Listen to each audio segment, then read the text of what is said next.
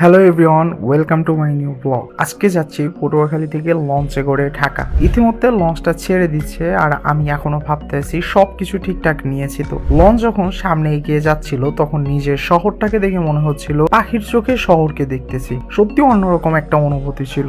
এইদিকে লঞ্চের সামনে অনেকে দাঁড়িয়ে আছে, সবাই নদীর বাতাস খাচ্ছে আর আমি ক্যামেরা নিয়ে ব্যস্ত। আর এই জায়গায় তিনজন বিদেশি বসে খাবার খাচ্ছে, মনে হয় তারা আমাদের লঞ্চ জার্নি বেশি উপভোগ করতেছে। তো তোমাদের এখন কেবিনটা দেখাই। এইটা হলো আমাদের কেবিন, ছোট হলো রাতের জন্য একদম পারফেক্ট। আর এইটা হলো নিচের ব্যাক সাইড, যেখানে সবাই ঢালা বিছনায় ঘুমায়, যে যেখানে জায়গা পায় সেখানেই আরামের ঘুম। আর পিছনে একটা দোকান আছে, তোমার যদি কিছু লাগে তাহলে এখানে এসে খেতে পারো। মানে রাতের ক্ষুধার জন্য এইটি শেষ ভরসা। তারপর চলে গেলাম পিছনের উপরে, যেখান থেকে সন্ধ্যাবেলা নদীর সৌন্দর্য খুব সুন্দরভাবে ফুটে উঠেছে। চারপাশটা এতটা সুন্দর লাগতেছিল যে কিছুক্ষণ শুধু চুপচাপ দাঁড়িয়ে দেখতেছিলাম। তারপর রাতে জাস্ট কিছুটা খাবার খেলাম, কারণ বেশি খেলে আবার লঞ্চের সাথে আমিও দুলতে পারি। তো দেখতে দেখতে সকালে উঠে দেখি সদরঘাটে এসে পৌঁছে গেছি। মনে হলো চোখ বন্ধ করলাম, খুলে দেখি ঢাকা। এই পর্যন্ত বেশি কিছু দেখাতে পারলাম না।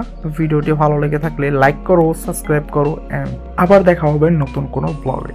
টাটা।